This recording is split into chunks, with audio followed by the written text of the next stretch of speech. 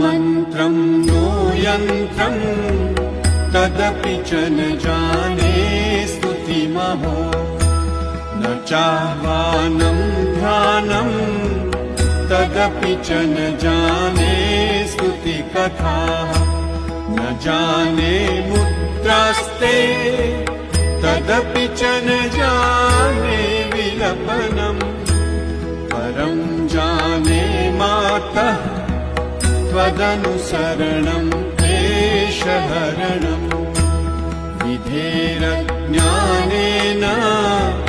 द्रविणविरहेणालसतया विधेया शक्यत्वात् तव चरणयोर्याच्युतिरभूत् तदेतत् क्षन्तव्यम् जननि सकल